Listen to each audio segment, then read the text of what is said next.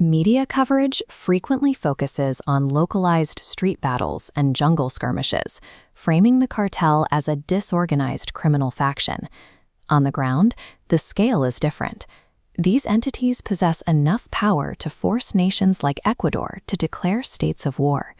In Colombia, the government responds with massive military mobilization, deploying heavy armor and combat troops to civilian city streets. A rogue faction theoretically collapses when facing the unified legislative and military might of a formal government. Yet the Colombian presidency faces an opponent that has survived decades of state-sponsored pressure.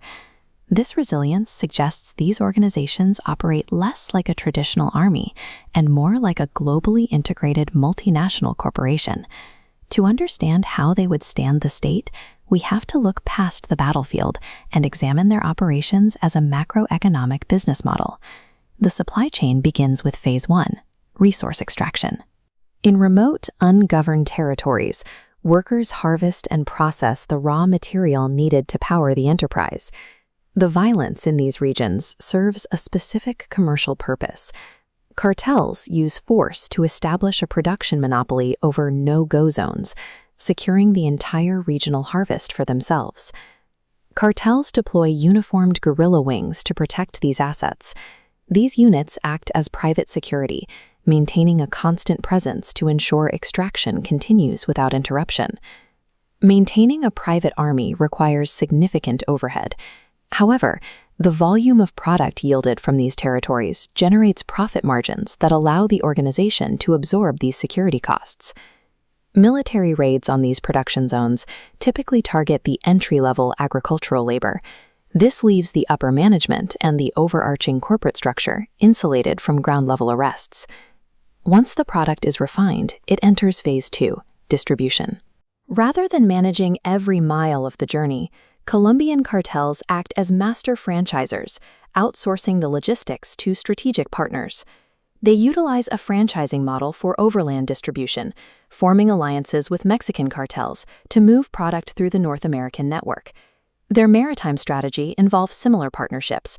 By coordinating with European syndicates, they infiltrate legitimate shipping lanes to access markets in the East.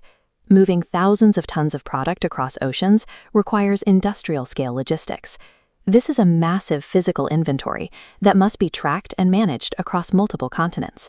Because these shipments are integrated into millions of tons of legitimate global trade, border checkpoints are often looking for a needle in a haystack.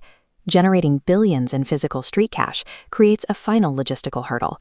This capital is unusable for the organization until it is legitimized. This diagram tracks the money laundering process. Illicit cash is injected into the global financial system through proxy banks and offshore shell companies.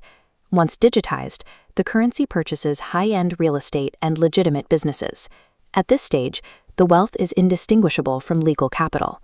This clean revenue is then reinvested into the operation. It pays for high-end weaponry, covers the cost of political bribes, and maintains security forces protecting labs.